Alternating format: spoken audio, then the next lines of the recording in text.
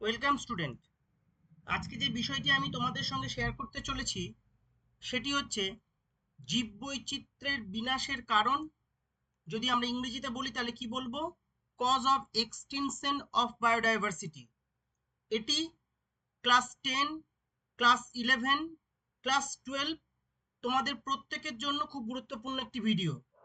এছাড়াও তোমরা নিট পরীক্ষার জন্য যারা প্রস্তুতি নিচ্ছ, খুব ভালো করে ভিডিওটি লক্ষ্য করো। তোমাদের এই নিয়ে যদি কোনো প্রশ্ন থাকে তোমরা কমেন্ট বক্সে এসে প্রশ্ন করবে, আমি তোমাদের প্রত্যেকেরই উত্তর দিয়ে দেবো। ক্লাস 11-এর সেমিস্টার 1-এ এই অংশটি খুব গুরুত্বপূর্ণ। Semester 1 for class 11। ওকে, তাহলে আমরা শুরু করি। আচ্ছা, জীববৈচিত্র্যের প্রয়োজনীয়তা অনস্বীকার্য, কিন্তু নানা কারণে নানাভাবে জীববৈচিত্র্যের বিলুপ্তি ঘটে চলেছে। যেসব কারণে জীববৈচিত্র্য বিলুপ্তি ঘটে চলেছে বা জীববৈচিত্র্যের বিনাশ হচ্ছে, সেগুলি বেশ কিছু পয়েন্ট আমি তোমাদের সামনে শেয়ার করছি।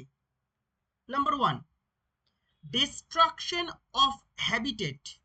খুব ভালো করে দেখবে বিষয়টা কি। জমির ব্যবহারের রীতির পরিবর্তনের ফলে বাসস্থান ধ্বংস। তার জন্য দেখো ব্র্যাকেটে কয়েকটি পয়েন্ট আমার উল্লেখ করে দেওয়া আছে: নগরায়ন, শিল্পায়ন, সড়ক নির্মাণ।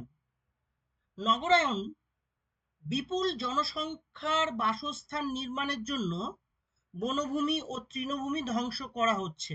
এর ফলে অনেক উদ্ভিদ এবং প্রাণী প্রজাতির বিলুপ্তি ঘটে চলেছে। ঠিক সেরকম ভাবেই বৃহৎ শিল্পের জন্য প্রচুর পরিমাণে জমির প্রয়োজন হয়, যার ফলে বনভূমি ধ্বংস করা হয়। এর ফলে বন্য জীবন কি হচ্ছে? ধ্বংস হচ্ছে। নেক্সট, সড়ক নির্মাণ। বিভিন্ন বড় বড় রাস্তা তৈরি করার জন্য বা গ্রামে বিভিন্ন সড়ক যোজনা বাস্তবায়ন করার জন্য কি করা হচ্ছে না, অনেক বন্য জীবনকে ধ্বংস করে দেওয়া হচ্ছে, বা অনেক চাষবাসের জমি বা যেখানে বন আছে সেই সকল বন কেটে সড়ক নির্মাণ করা হচ্ছে। তাহলে আমরা এখানে কি দেখলাম? জমির ব্যবহারের রীতির পরিবর্তনের ফলে বাসস্থান ধ্বংস। এইগুলি যখন বিশেষ করে ক্লাস 10 এবং ক্লাস 12 এর জন্য তোমরা যখন এই পয়েন্টগুলিকে ব্যাখ্যা করবে, উদাহরণ দিয়ে কিন্তু ব্যাখ্যা করতে হবে। যেহেতু সেমিস্টার 1-এ এমসিকিউ টাইপের প্রশ্ন, তাই এখানে লেখার বিষয় কিছু থাকবে না তোমাদের, শুধু এমসিকিউ প্রশ্ন হবে। কিন্তু 10 এবং 12 এর ক্ষেত্রে প্রত্যেকটা পয়েন্ট উদাহরণ দিয়ে ব্যাখ্যা করতে হবে। 2 নম্বর পয়েন্টে কি দেখতে পাচ্ছি আমরা? 2 নম্বর পয়েন্টটা দেখতে পাচ্ছি হান্টিং অ্যান্ড পচিং, মানে শিকার এবং চোরা শিকার। দুটো বিষয় আছে, শিকার এবং চোরা শিকার, বা শিকার ও চোরা শিকার। চোরা শিকারের ফলে অনেক বন্যপ্রাণীর অস্তিত্ব আজ বিপন্ন। পৃথিবীর বেশ কিছু দেশে বন্যপ্রাণীর চামড়া, হাড় প্রভৃতি থেকে বিভিন্ন রকমের জিনিসপত্র তৈরি করা হচ্ছে। এই চোরা শিকারীরা বন্যপ্রাণী হত্যা করে সেই বন্যপ্রাণীর চামড়া, দাঁত, শিং বিদেশের বাজারে বিক্রি করে প্রচুর মুনাফা লাভ করে চলেছে, যার ফলস্বরূপ বন্যপ্রাণীর সংখ্যা দিন দিন কমে যাচ্ছে। দেখো ব্র্যাকেটে কয়েকটা বন্যপ্রাণীর বিভিন্ন প্রয়োজনীয় অংশ যেগুলি চোরা শিকারীরা শিকার করে সেই বন্যপ্রাণী থেকে সংগ্রহ করে, সেগুলি দাঁত, চামড়া এবং শিং। বারবার বলছি, বিশেষ করে ক্লাস 10 এবং 12 এর জন্য তোমাদের কিন্তু এগুলি উদাহরণ দিয়ে ব্যাখ্যা দিতে হবে। যেমন দাঁত, হাতির দাঁতের ব্যবসায়িক মূল্য থাকায় হাতি হত্যা করে হাতির দাঁত সংগ্রহ করছে চোরা শিকারীরা, এবং সেই সেই হত্যার ফলে হাতির সংখ্যা কমে যাচ্ছে। তাহলে দাঁত যার জন্য হবে, চামড়া তার জন্য হবে না, বা শিং তার জন্য হবে না, মানে এক একটা ক্ষেত্রে এক একটা বিশেষ উদাহরণ আছে। যেমন দেখো এখানে কি লেখা আছে, চামড়া। চামড়ার জন্য কি করা হয়? বাঘ, চিতাবাঘ, কুমির, এদের চামড়া কি করা হয়? সেই সকল প্রাণীদেরকে চোরা শিকারীরা শিকার করে কি করে, সেই চামড়া বিদেশে বিক্রি করে এবং সেখান থেকে মুনাফা অর্জন করছে। তাহলে চামড়ার জন্য নিশ্চয়ই আমরা অন্য প্রাণী যার দাঁত বা শিং ব্যবহার করে সেটা হবে না, তাহলে কার ক্ষেত্রে দাঁত, কার ক্ষেত্রে চামড়া এবং কার ক্ষেত্রে শিং, সেটা কিন্তু খুব ভালো করে মনে রাখতে হবে। যেমন শিং কার ক্ষেত্রে, চোরা শিকারীরা গন্ডার শিকার করে গন্ডারের শিং বিক্রি করে প্রচুর পরিমাণে মুনাফা লাভ করে চলেছে, যার ফলে আজ কিন্তু গন্ডার বিলুপ্ত প্রায় প্রজাতিতে পরিণত হয়েছে। তাহলে শিংয়ের জন্য কি হলো, গন্ডার। বেশ, আরো উদাহরণ দেওয়া যেতে পারে, যেমন সিংহের ক্ষেত্রে যে কেশর থাকে, সে তার একাধিক উদাহরণ আছে। যাই হোক, আমি এখানে 3টে উদাহরণ আমি দিয়েছি, সেটা আশা করি তোমরা বিষয়টা বুঝতে পারলে। তৃতীয় যেটা, সেটা যে global warming and climate changes বা change, global warming and climate change, বিশ্ব উষ্ণায়ন ও জলবায়ুর পরিবর্তন। বিষয়টা কি, জলবায়ুর পরিবর্তন ঘটলে প্রাণী ও উদ্ভিদের বাসস্থান পাল্টে যেতে পারে এবং এই নতুন পরিবেশে সেই সকল জীবেরা মানিয়ে নিতে না পারলে কি হয়, তাদের অস্তিত্ব বিপন্ন হয়। বিভিন্ন প্রাণী আছে, এই ওয়েদারের চেঞ্জের জন্য কি হয়, এক জায়গা থেকে আরেক জায়গায় চলে যায়। কিছু কিছু উদ্ভিদও আছে, আমি এক্সাম্পল দিচ্ছি একটু পরে। তাহলে তাদের কি হয়, সেই পরিবর্তিত পরিবেশে যদি নিজেদেরকে মানিয়ে নিতে না পারে, তাহলে তারা কি হয়, বিলুপ্ত হয়ে যাচ্ছে। আর এরকম ঘটনা ঘটছেও, বিলুপ্ত হয়ে যাচ্ছে, এমনকি অস্তিত্ব বিপন্ন হয়ে পড়েছে। যেমন গ্লোবাল ওয়ার্মিং এর ফলে মেরু অঞ্চলের বরফ খুব তাড়াতাড়ি গলে যাচ্ছে। আজকে আমরা হাড়ে হাড়ে টের পাচ্ছি গ্লোবাল ওয়ার্মিং এর কি এফেক্ট। সেই গ্লোবাল ওয়ার্মিং এর ফলে মেরু অঞ্চলের বরফ গলে যাওয়ায় সেখানকার মেরু ভালুক, মেরু শিয়াল এবং এম্পেরার পেঙ্গুইনের অবস্থা আজ বিপন্ন। তার মানে এই যে তাদের এই যে মেরু ভালুক, মেরু শিয়াল এবং এম্পেরার পেঙ্গুইন, তাদের যে অবস্থা আজ বিপন্ন, সেটা কিসের জন্য, গ্লোবাল ওয়ার্মিং এর জন্য। গ্লোবাল ওয়ার্মিংটা কেন, এই ক্লাইমেটের চেঞ্জের জন্য, জলবায়ুর পরিবর্তন হচ্ছে। নেক্সট আরো উদাহরণ দেওয়া যেতে পারে, সাগর ও মহাসাগরের জলের তাপমাত্রা এবং লবণাক্ত বেড়ে যাচ্ছে দিন দিন। এটাও কিন্তু হচ্ছে due to global warming and change in climate, যার ফলে প্রবাল দ্বীপের প্রজাতিরা আজ বিপদগ্রস্ত। প্রবাল, ঠিক আছে, সামুদ্রিক জীব, একটু আগেই বললাম উদাহরণ আছে একাধিক। নেক্সট উদাহরণ দেওয়া যেতে পারে, পরিবেশে কার্বন ডাইঅক্সাইডের পরিমাণ বেড়ে যাচ্ছে। কেন বেড়ে যাচ্ছে, বন ধ্বংস করে দেওয়া হচ্ছে, বন গাছপালা কেটে নেওয়া হচ্ছে, বিভিন্ন পেট্রোল ডিজেল চালিত যানবাহনের সংখ্যা বেড়ে যাচ্ছে। তার মানে কি হচ্ছে, ক্লাইমেটে একটা চেঞ্জ আসছে, যার ফলে অস্ট্রেলিয়ার ইউক্যালিপটাস গাছের পাতার পুষ্টি গুণ দিন দিন কি হচ্ছে, কমে যাচ্ছে। ইউক্যালিপটাস গাছ, সেই গাছের কার্বন ডাইঅক্সাইডের পরিমাণের বাতাসের পরিমাণ বেড়ে যাওয়ার জন্য অস্ট্রেলিয়ার ইউক্যালিপটাস গাছের পাতার যে পুষ্টি গুণ, সেটা কমে যাচ্ছে, যার ফলে সেখানকার মানে সেই গাছটা কি হচ্ছে, অস্তিত্ব আজ বিপন্ন আর কি। কেমন, তাহলে আমরা একাধিক উদাহরণ দেখলাম। নেক্সট হচ্ছে কি, 4 নম্বর পয়েন্ট, পলিউশন।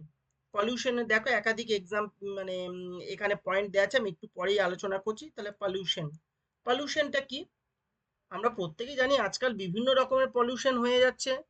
মাটি, জল, বাতাস, বিভিন্ন রকম খাবার, যাই হোক, মাত্রার মাত্রার থেকে বেশি রাসায়নিক পদার্থ ব্যবহার করার ফলে কি হচ্ছে না, পরিবেশে বিভিন্ন প্রাণী কিন্তু আজ এর দ্বারা মানে এই দূষণের দ্বারা কি হচ্ছে, বিলুপ্ত হয়ে যাচ্ছে বা বিপন্ন প্রায়। যেমন দেখো লেখা রয়েছে কি, কীটনাশক এবং বিষাক্ত রাসায়নিক পদার্থ। কৃষি জমিতে ব্যবহৃত কীটনাশক শস্যভোগ পাখিদের দেহে প্রবেশ করছে, যার ফলে সেই সকল পাখির মৃত্যু ঘটছে এবং পরাগ মিলনে সাহায্যকারী পতঙ্গের সংখ্যা দিন দিন কি হচ্ছে, হ্রাস পাচ্ছে। তাহলে জমিতে যে কীটনাশক দেওয়া হচ্ছে, সেই কীটনাশক সেই জমিতে কীটনাশকের ফলে দেওয়ার ফলে সেই শস্য যে সকল পাখিরা খাচ্ছে, শস্যভোগ পাখি, তাদের দেহে এই বিষাক্ত পদার্থগুলি ঢুকছে, কীটনাশকগুলি ঢুকছে। এছাড়াও বিভিন্ন কীটপতঙ্গের মধ্যে ঢুকছে, যার ফলে কি হচ্ছে, যে কীটপতঙ্গগুলি পরাগ সংযোগে সাহায্য করে, সেই কীটপতঙ্গের সংখ্যা কমে যাচ্ছে এবং তারা আজকে বিপন্ন। বিষাক্ত রাসায়নিক পদার্থ, কলকারখানার বিষাক্ত রাসায়নিক পদার্থ নদী ও খালের জলে মিশে যে মানে দিন দিন মিশে যাচ্ছে, যার ফলে মাছ এবং জলজ অন্যান্য যে প্রাণী, তাদের তো মৃত্যু ঘটছে, তাদের অস্তিত্ব আজ বিপন্ন এছাড়াও বিভিন্ন উৎস থেকে আগত বিভিন্ন রাসায়নিক পদার্থ গঙ্গার জলে মেশার ফলে গঙ্গার জল দূষিত হচ্ছে এবং গঙ্গা শুশুক, তার অবস্থা আজ বিপন্ন। তাহলে জীববৈচিত্র্য ধ্বংসের বা বিনাশের পলিউশন হচ্ছে এক অন্যতম কারণ। নেক্সট হচ্ছে কি ওভার এক্সপ্লয়টেশন, যাকে আমরা বাংলায় কি বলছি, অতি ব্যবহার। যে কোনো জিনিসের অতি ব্যবহার কিন্তু বাস্তুতন্ত্র বা জীববৈচিত্র্য বিনাশের এক অন্যতম কারণ। এখানে কয়েকটা এক্সাম্পল আমি দিয়েছি। কোনো বিশেষ প্রাণী বা উদ্ভিদের অর্থনৈতিক গুরুত্ব যদি খুব বেশি হয়, কোনো একটি উদ্ভিদ বা প্রাণী, তাহলে সেই জীবটির অধিক ব্যবহারের ফলে তাদের সংখ্যা আস্তে সংখ্যা কমতে থাকে এবং একসময় তারা বিপন্ন থেকে বিলুপ্ত হয়ে যেতে পারে। যেমন দেখো লেখা রয়েছে কি লাল চন্দন, তাহলে যেমন এখানে কীটনাশকের এক্সাম্পল দেখলাম, বিষাক্ত পদার্থের দেখলাম, এবার এই পয়েন্টটা আমরা দেখছি লাল চন্দন। এই লাল চন্দন উদ্ভিদটির অতিরিক্ত ব্যবহার ফলে আজ কিন্তু বিপন্ন প্রায় হয়ে গেছে এই উদ্ভিদটি। নেক্সট হচ্ছে কি সর্পগন্ধা। সর্পগন্ধা উদ্ভিদটি একটি ভেষজ উদ্ভিদ। এই ভেষজ উদ্ভিদটি অতি ব্যবহার করা হচ্ছে, যার ফলে এই উদ্ভিদটিও আজ বিপন্ন প্রায়। কস্তুরী মৃগ, হিমালয়ে কস্তুরী মৃগ থেকে পাওয়া যায় বিভিন্ন রকমের সুগন্ধি দ্রব্য। তাহলে মানুষের এই সুগন্ধি দ্রব্যের চাহিদা মেটানোর জন্য এই প্রাণীটি কি হচ্ছে, আজ বিপন্ন প্রায়। তাহলে আমরা দেখছি কোনো একটি জিনিস তাকে যদি আমরা অতিরিক্ত ব্যবহার করি, তাহলে সেটা উদ্ভিদজাত হতে পারে বা প্রাণীজাত হতে পারে, তাহলে সেই উদ্ভিদ বা প্রাণীর সংখ্যা কমতে কমতে একসময় সে বিপন্ন হবে এবং বিপন্নের পরে সে বিলুপ্ত হয়ে যাবে। নেক্সট হচ্ছে কি, নেক্সট হচ্ছে ইন্ট্রোডাকশন অফ এক্সোটিক স্পিসিস। এটা একটা খুব ইম্পর্টেন্ট পয়েন্ট। কি, যাকে আমরা বাংলায় কি বলি, বহিরাগত প্রজাতির অনুপ্রবেশ।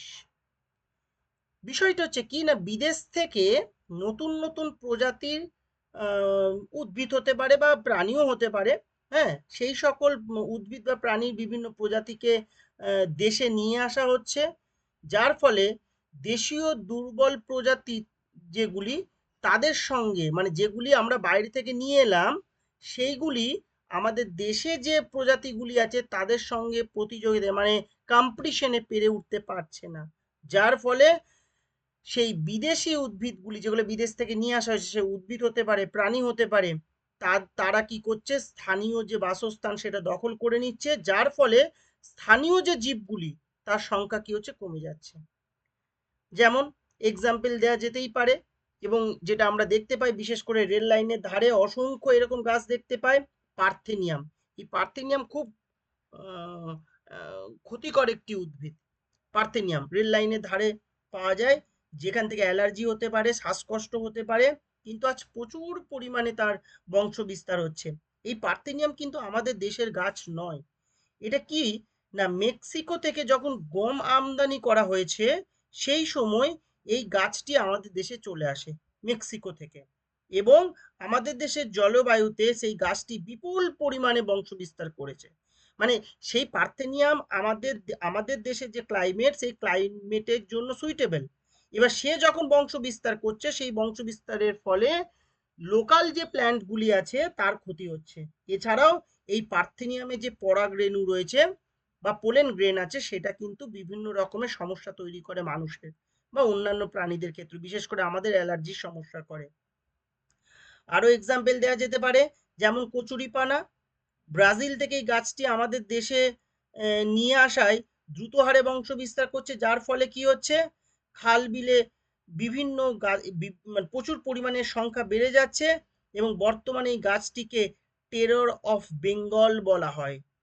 মনে রাখবে কিন্তু, টেরর অফ বেঙ্গল কাকে বলা হয়, কচুরিপানাকে। কচুরিপানাও কিন্তু আমাদের দেশের গাছ নয়, ব্রাজিল থেকে নিয়ে আসা হয়েছে, টেরর অফ বেঙ্গল। ওকে, তাহলে আমরা এই যে স্লাইডটি, এই ভিডিওর এই স্লাইডে আমরা কি দেখলাম না, কি কি কারণে জীববৈচিত্র্য ধ্বংস হতে পারে বা ধ্বংস হচ্ছে।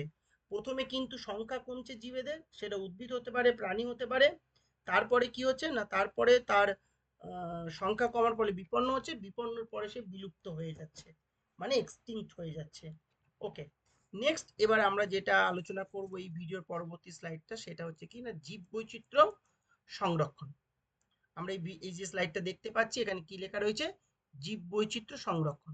তাহলে আমরা কি দেখলাম না, বিভিন্ন কারণ আছে যে কারণগুলির জন্য জীববৈচিত্র্যের সংখ্যা কি হচ্ছে, হ্রাস পাচ্ছে। তাহলে তাদেরকে কি করতে হবে? সংরক্ষণ করতে হবে। তাহলে কনজারভেশন অফ বায়োডাইভার্সিটি, তাহলে জীববৈচিত্র্যকে আমরা কি করে সংরক্ষণ করব সেই নিয়ে কিন্তু আমাদেরকে এবার আলোচনা করতে হবে। দেখো, জীববৈচিত্র্য সংরক্ষণ বিষয়টা কি আগে সেটাকে জানতে হবে। জীববৈচিত্র্য সংরক্ষণ বলতে বোঝায় জীবকুলকে সুষ্ঠু রক্ষণাবেক্ষণ করা। জীবকুলকে মানে উদ্ভিদ প্রাণী বোধ, এবং এই যে সুষ্ঠুভাবে রক্ষণাবেক্ষণ, তার মানে কি? Conservation through scientific way. তাহলে কোনো একটি বিলুপ্ত প্রায় বা বিপন্ন প্রায় উদ্ভিদ বা প্রাণীকে আমি সংরক্ষণ করব বৈজ্ঞানিক পদ্ধতিতে, এবং তাদের পরিমিত এবং বিজ্ঞানসম্মত ব্যবহার, মানে যে অতি ব্যবহারের কথা বলা হলো, মানে আমার যেটুকু প্রয়োজন সেটুকু করব, তার বাইরে করা যাবে না, যাতে বর্তমান এবং ভবিষ্যৎ প্রজন্ম তাদের প্রয়োজন অনুসারে জীববৈচিত্র্যকে ব্যবহার করতে পারে। তাহলে বর্তমান এবং ভবিষ্যৎ প্রজন্ম, এখানে একটা বিষয় যেটাকে আমরা কি বলছি? Sustainable development. সাস্টেনেবল ডেভেলপমেন্ট কি? মানে আমরা জীববৈচিত্র্যকে বা যে কোনো প্রাকৃতিক সম্পদকে এতটা অতি ব্যবহার করব না যাতে আজকে তারা শেষ হয়ে যায়। শেষ হয়ে গেলে কি হবে? পরবর্তী প্রজন্ম সেটাকে ব্যবহার করতে পারবে না। তাহলে জীববৈচিত্র্য সংরক্ষণ বলতে বোঝায় জীবকুলকে সুষ্ঠু সংরক্ষণাবেক্ষণ করা এবং তাদের পরিমিত ও বিজ্ঞানসম্মত ব্যবহার, যাতে বর্তমান এবং ভবিষ্যৎ প্রজন্ম তাদের প্রয়োজন অনুসারে জীববৈচিত্র্যকে ব্যবহার করতে পারে। তাহলে এই যে জীববৈচিত্র্যকে সংরক্ষণ করতে হবে, তাহলে এর জন্য একটা কি রয়েছে না, একটা ইন্টারন্যাশনাল সংস্থা আছে, আন্তর্জাতিক সংস্থা। সেই আন্তর্জাতিক সংস্থাগুলি কি করে? বিভিন্ন রকমের রুলস, রেগুলেশন, প্রিন্সিপাল তৈরি করে, যার ফলে কি হয় না, প্রত্যেকটা দেশ সেই রুলস রেগুলেশনকে ফলো করে বা সেই নিয়মগুলিকে ফলো করে দিয়ে বিভিন্ন রকম জীববৈচিত্র্যকে সংরক্ষণ করে। সেই রকম সংস্থাকে এই নামগুলি খুব ইম্পর্টেন্ট, বিশেষ করে ক্লাস 10 এবং 12-এর জন্য, নিট পরীক্ষার্থীদের জন্য, এবং 11-এ যারা এমসিকিউ হবে তোমাদের সেমিস্টার 1-এ তাদের জন্য খুব ইম্পর্টেন্ট। WCU, WCU এর পুরো নাম কি? The world conservation union. বারবার বলছি, এগুলোর ফুল ফর্ম কিন্তু মনে রাখতে হবে। The world conservation union. Next, WWF, এগুলো হচ্ছে ইন্টারন্যাশনাল সংস্থা সব। WWF, world wild life fund for nature. World wild life fund for nature. এই যে সংস্থাগুলি, এরা বায়োস্ফিয়ার রিজার্ভের জন্য প্রচুর পরিমাণে অর্থ এবং সাইন্টিফিক আইডিয়া দেয় বিভিন্ন দেশকে। এছাড়াও এছাড়াও রিও ডি জেনেরোতে 1993 সালের 29শে ডিসেম্বর একটা সম্মেলন হয়েছিল, যে সম্মেলনে জীববৈচিত্র্যকে কি করে সংরক্ষণ করতে হবে সেখানেও বেশ কিছু সিদ্ধান্ত গ্রহণ করা হয়েছিল। ঠিক? তাহলে এই জীববৈচিত্র্যকে আমরা সংরক্ষণ করব কি কি পদ্ধতিতে? দেখো, জীববৈচিত্র্য, যে কনজারভেশন অফ বায়োডাইভার্সিটি, কি 1 নম্বরে কি লেখা আছে ইয়েলো কালারে? দেখো, ইনসিটু কনজারভেশন, আর একটা হচ্ছে কি এক্সিটু কনজারভেশন। ইনসিটু কনজারভেশন বা ইনসিটু সংরক্ষণ কি না, প্রাকৃতিক বাসস্থানে অর্থাৎ নিজস্ব পরিবেশে যখন জীববৈচিত্র্যকে সংরক্ষণ করা হয়, মানে যে জীব, সেটা উদ্ভিদ হতে পারে, প্রাণী হতে পারে, তাদের যেটা জন্মস্থান মানে আদি বাসস্থান, সেখানেই যখন তাকে সংরক্ষণ করা হচ্ছে। যেমন রয়্যাল বেঙ্গল টাইগারকে সুন্দরবনে সংরক্ষণ করা হচ্ছে, তাই সুন্দরবন কি বাঘের নিজস্ব পরিবেশ বা নিজস্ব ঘর, তাহলে এটাকে আমরা ইনসিটু সংরক্ষণ বলছি। এক্সিটু আমরা পরে আসছি। আচ্ছা, এই যে ইনসিটু, এই ইনসিটু বিভিন্ন রকম ভাবে করা হয়, বিভিন্ন রকম। যেমন জাতীয় উদ্যান, যাকে আমরা ইংরেজিতে বলছি ন্যাশনাল পার্ক, তারপর হচ্ছে স্যাংচুয়ারি, যাকে আমরা বাংলায় বলি অভয়ারণ্য। নেক্সট হচ্ছে কি রিজার্ভ ফরেস্ট, যাকে বাংলায় বলা হয় সংরক্ষিত বনাঞ্চল। Protected area, reserve, game reserve. Next হচ্ছে বায়োস্ফিয়ার রিজার্ভ। ওকে, এইগুলির কোনো বাংলা নেই, এগুলি ইংরেজিতেই তোমরা বাংলা বানান করে পড়তে পারো আর কি। বেশ, ন্যাশনাল পার্ক কি এটা মনে রাখবে, ন্যাশনাল পার্ক এই নামই আছে ন্যাশনাল, তার মানে এখানে জাতীয় সংবিধান প্রণীত যে আইন, সেই আইন অনুযায়ী কেন্দ্রীয় সরকার তার নিজস্ব তত্ত্বাবধানেই সংরক্ষণটাকে করবে। এই জন্য একে কি বলা হচ্ছে, ন্যাশনাল পার্ক। দেখো আমরা জানি যে আমাদের যে সংবিধান অনুযায়ী দুটো সিস্টেম রয়েছে, একটাকে বলি কি কেন্দ্রীয় আইন, একটাকে বলি রাজ্য আইন। তাহলে এমন কিছু কিছু বিষয় আছে যেটা কেন্দ্র নিয়ন্ত্রণ করে, এমন কিছু কিছু বিষয় আছে যেটা রাজ্য নিয়ন্ত্রণ করে, এমন কিছু কিছু বিষয়বস্তু আছে যেটা রাজ্য কেন্দ্র একসঙ্গে নিয়ন্ত্রণ করে তাদের আইন মোতাবেক। কিন্তু যে যাই করুক না কেন, সেটা কিন্তু আমাদের সংবিধান মোতাবেক হতে হবে বা হয়। তাহলে জাতীয় উদ্যানটা কি না, প্রাকৃতিক সৌন্দর্য সহ যেসব স্থানে সমস্ত রকম গাছপালা এবং বন্য জীবকুলকে তার নিজের পরিবেশে জাতীয় সংবিধান প্রণীত আইন অনুযায়ী কেন্দ্র সরকার নিজস্ব তত্ত্বাবধানে সংরক্ষণ করে, তাকে আমরা কি বলি, জাতীয় উদ্যান বা জাতীয় পার্ক বা ন্যাশনাল পার্ক। এরকম একাধিক আছে। তোমাদের যেগুলি খুব ইম্পর্টেন্ট করতে হবে যে আমাদের রাজ্যে এরকম কি রয়েছে, এক্সাম্পল আমাদের রাজ্যের বাইরে কি রয়েছে, যেটা আমাদের দেশে রয়েছে কিন্তু আমাদের রাজ্যের বাইরে। যেমন আমাদের রাজ্যের জন্য যদি আমরা দেখি, তাহলে আমরা কি দেখবো, পশ্চিমবঙ্গের জলদাপাড়া। এবং যদি আমাদের রাজ্যের বাইরে দেখি, তাহলে আমরা কি দেখবো, উত্তরপ্রদেশের করবেট, মধ্যপ্রদেশের কানোয়া ইত্যাদি। এইগুলি হচ্ছে কি ন্যাশনাল পার্কের উদাহরণ। কয়েকটা বিষয় আমাদের মনে রাখা উচিত, সেটা হচ্ছে কি 1990 সালে বা 1990 সাল পর্যন্ত প্রায় 67টি ন্যাশনাল পার্ক কিন্তু গড়ে উঠেছে। এটা কিন্তু মনে রাখবে, কত, 67, 767 ন্যাশনাল পার্ক গড়ে উঠেছে। এবং 147টি প্রথমে যেটা প্রস্তাব ছিল যে 1990 সালে, যে তারপরে 67টি বা 67 ন্যাশনাল পার্ক গড়ে উঠেছে, এবং পরবর্তী ক্ষেত্রে সেটা বেড়ে হয়েছে 147। এটা কিন্তু মনে রাখবে। নেক্সট হচ্ছে কি স্যাংচুয়ারি, যাকে আমরা বাংলায় কি বলি, অভয়ারণ্য। স্যাংচুয়ারিটা কি, স্যাংচুয়ারি হচ্ছে এমন একটি সংরক্ষিত অঞ্চল বা যে সংরক্ষিত অঞ্চলে গাছপালার সঙ্গে বিশেষ কোনো বন্য প্রাণীকে রক্ষণাবেক্ষণ করা হয়। তাহলে গাছপালা থাকবে এবং তার সঙ্গে কি থাকবে, গাছপালার সঙ্গে কোন একটি বিশেষ বন্য প্রাণীকে সংরক্ষণ করা হবে। যেমন যদি আমরা উদাহরণ দেখি, তাহলে উদাহরণে আমরা কি দেখব, পশ্চিমবঙ্গের বেথুয়া ডহরি। আমাদের রাজ্যের বাইরে যদি দেখি, কর্ণাটকের বন্দিপুর। তাহলে প্রত্যেকটার ক্ষেত্রে কিন্তু কোনটা আমাদের রাজ্যের জন্য এবং কোনটা আমাদের রাজ্যের বাইরে, সেটা কিন্তু খুব ভালো করে কিন্তু মনে রাখতে হবে। ঠিক আছে, যেমন একটু আগে যেটা ন্যাশনাল পার্কের বিষয় বললাম, সেই ন্যাশনাল পার্কে পশ্চিমবঙ্গের ক্ষেত্রে জলদাপাড়া উদাহরণ দিয়েছি। সেখানে কি করা হয় না, সেখানে এক সিংহ গন্ডারের জন্য কিন্তু উল্লেখযোগ্য, এক সিংহ গন্ডারের জন্য কিন্তু উল্লেখযোগ্য। কেমন, বেশ। তারপরে করবেটের যে উদাহরণটা দিলাম উত্তরাখণ্ডের, সেখানে আমরা কি দেখব বা দেখি, এখানে বাঘ, হাতি, হরিণ, পাইথন এর জন্য বিখ্যাত। কোথায় কোনটা মানে কোন অঞ্চলে বা কোন জায়গাতে কোন বন্য প্রাণীকে সংরক্ষণ করা হচ্ছে, সেটা কিন্তু মনে রাখতে হবে।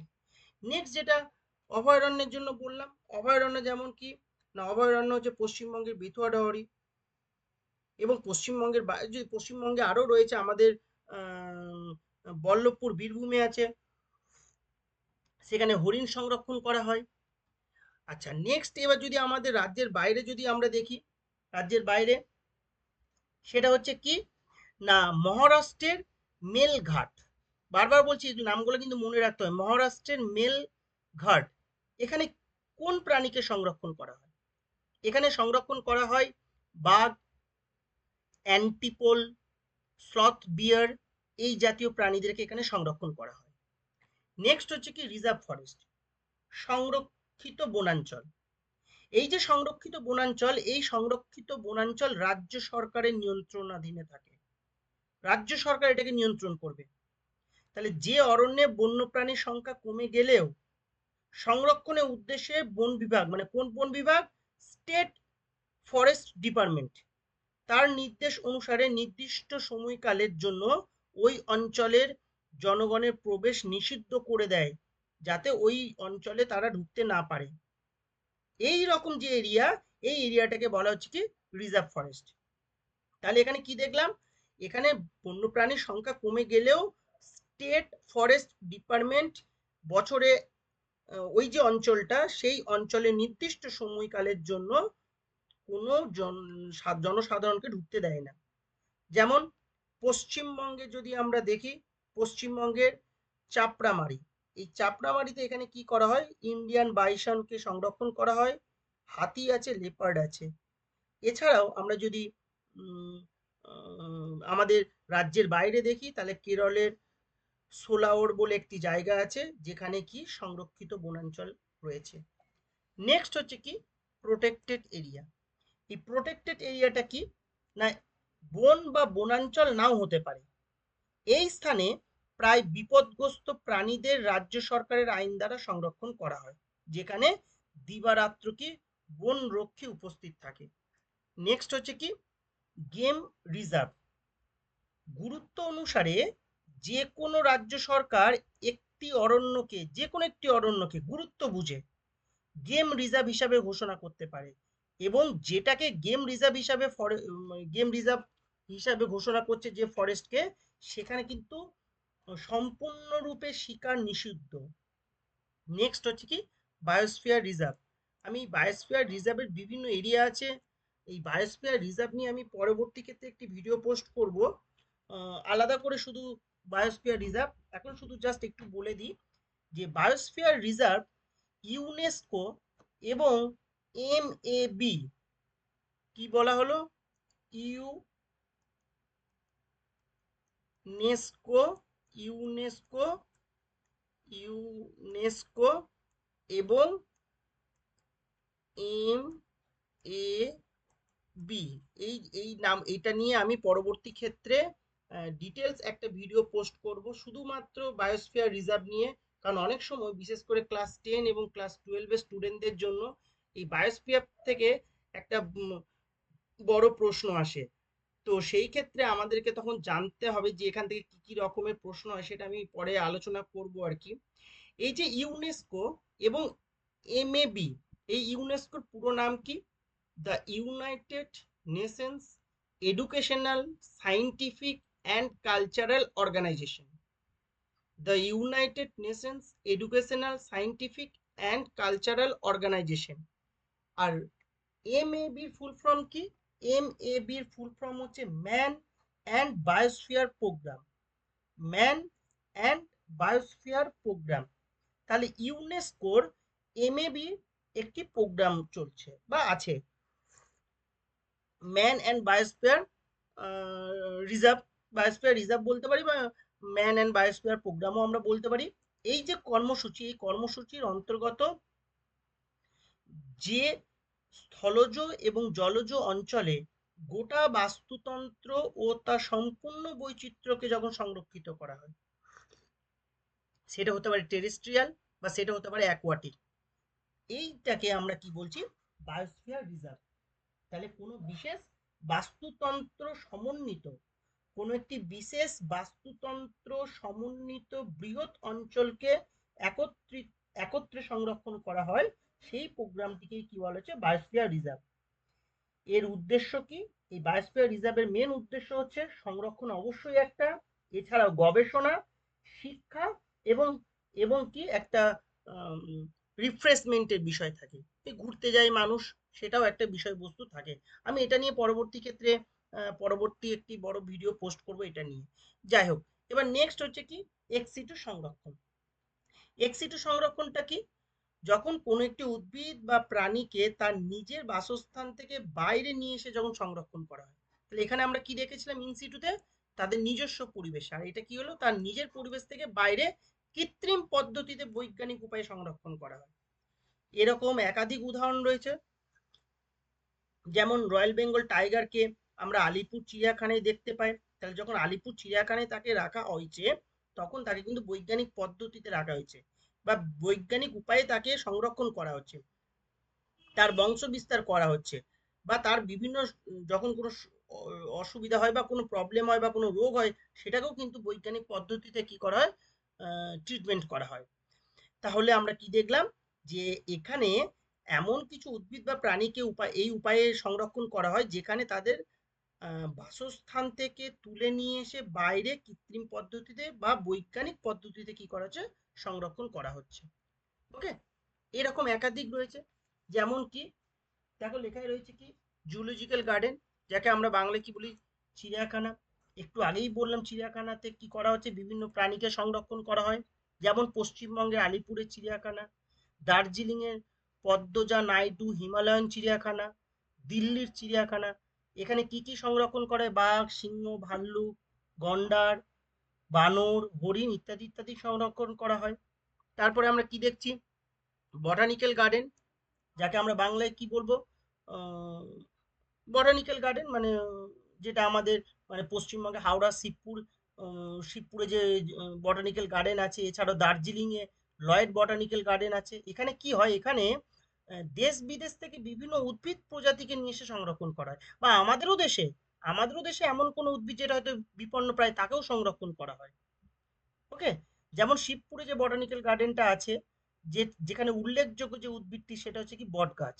বটগাছকে সংরক্ষণ করা হচ্ছে ওখানে, যেটা প্রায় 250 থেকে 300 বছর বয়স, যার বিজ্ঞানসম্মত নাম ফাইকাস বেঙ্গালেন্সিস।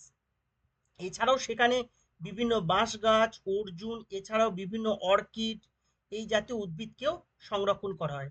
এছাড়াও এক ধরনের জলজ উদ্ভিদ আছে যেটা খুব আকর্ষণীয় বটানিক্যাল গার্ডেন শিবপুরে যেটা আছে, যেটা হচ্ছে কি নাম, ভিক্টোরিয়া অ্যামাজোনিকা। এই নামটা মনে রাখবে, ভিক্টোরিয়া অ্যামাজোনিকা নামক জলজ উদ্ভিদকে ওখানে সংরক্ষণ করা হয়। আচ্ছা, এই যে আমরা বলছি বটানিক্যাল গার্ডেন, এই বটানিক্যাল গার্ডেন যেটা আমাদের শিবপুরে আছে, তার পুরো নাম আছে কি, এ জে সি বোস, আমি শর্টে লিখে দিচ্ছি, AJC Bose Indian botanic garden. তাহলে আমরা যেটাকে শর্টে বটানিক্যাল গার্ডেন বলছি, তার পুরো নামটা কি, A J C Bose Indian botanic garden. Okay, next হচ্ছে কি, ক্রায়ো প্রিজার্ভেশন। ক্রায়ো প্রিজার্ভেশনটা কি, এটা একটা এক্সিটু সংরক্ষণ পদ্ধতি, যেখানে বিভিন্ন উদ্ভিদের মুকুল, ভ্রূণ, বীজ, পরাগরেণু বা বিশেষ কলা বা কোষকে, এছাড়াও প্রাণীদের শুক্রাণু, ডিম্বাণু, এমনকি বিশেষ কোনো কলা কোষকে কি করা হয়, উম, বিভিন্ন রকম জীবাণু বা রাসায়নিকের ক্ষতিকর প্রভাব থেকে রক্ষা করার জন্য এক বিশেষ তাপমাত্রায়, অনেকটা কম তাপমাত্রায়, -196 ডিগ্রি সেন্টিগ্রেডে কি করে সংরক্ষণ করা হয়, তরল নাইট্রোজেনে। কত বললাম, মাইনাস, এটা মনে রাখতে হবে, 196, 196 ডিগ্রি সেন্টিগ্রেডে তরল নাইট্রোজেনে কি করে সংরক্ষণ করা, সেই পদ্ধতিকে আমরা কি বলছি, সেই পদ্ধতিকে আমরা বলছি ক্রায়ো সংরক্ষণ। এখানে বিভিন্ন রকমের সংরক্ষণে করা যেতেই পারে, একটু আগে যেটা বললাম তোমাদেরকে, যেমন উদ্ভিদের মুকুলকে, বীজকে, পরাগরেণুকে বা কোনো কলাকে বা বিশেষ কোষকেও সংরক্ষণ করা যায়। এছাড়াও প্রাণীদের সিমেন, উসাইট, ওভারিয়ান টিস্যুস, তারপর টেস্টিকুলার টিস্যুস, এছাড়াও কিন্তু কিছু কিছু ব্যাকটেরিয়া ছত্রাককেও কিন্তু ক্রায়ো সংরক্ষণের মাধ্যমে সংরক্ষণ করা যায়। ওকে, নেক্সট হচ্ছে কি না, জিন ব্যাংক। জিন ব্যাংক কি, এটা একটা বিশেষ ব্যবস্থা, যে ব্যবস্থাতে কি করা হয় না, কোনো জেনেটিক মেটেরিয়ালকে সংরক্ষণ করা হয়। যে সংস্থা বা প্রতিষ্ঠানে জেনেটিক বস্তুকে কি করেছে, সংরক্ষণ করা হচ্ছে, তাকে আমরা জিন ব্যাংক বলছি। যেমন উদ্ভিদের সিড ব্যাংক আছে, প্রাণী ক্ষেত্রে স্পার্ম ব্যাংক আছে, এবং ওভা ব্যাংক বা ডিম্বাণু ব্যাংক আছে। তাহলে এমন কিছু কিছু ব্যাংক আছে যেখানে কি করা হচ্ছে, উদ্ভিদের সিডকে সংরক্ষণ করে রাখা হয়, প্রাণী স্পার্মকে সংরক্ষণ করা হয়, এছাড়া ওভা ব্যাংক বা ডিম্বাণুকে সংরক্ষণ করে রাখা হয়। দেখো এই যে একটু আগে বললাম যে সিড ব্যাংক কি, না সিড ব্যাংক হচ্ছে এমন একটা বিশেষ ব্যবস্থা বা এমন একটি ব্যাংক যেখানে কি, এমন এক ধরনের জিন ব্যাংক যেখানে নির্দিষ্ট তাপমাত্রায় বিভিন্ন উদ্ভিদের বীজকে সংরক্ষণ করা হয়। যেমন মিলেনিয়াম সিড ব্যাংক লন্ডনে রয়েছে, অস্ট্রেলিয়ান প্ল্যান্ট ব্যাংক। তাহলে এই যে ব্যাংকগুলি, millennium seed bank, Australian plant bank, এইগুলি কি করা হয়, না বিভিন্ন উদ্ভিদের সিডকে সংরক্ষণ করা হয়। ওকে, আজকে এইটুকুই ছিল তোমাদের সঙ্গে শেয়ার করার। যদি কোনো প্রশ্ন থাকে কমেন্ট বক্সে প্রশ্ন করবে, আমি প্রত্যেকের উত্তর দিয়ে দেবো।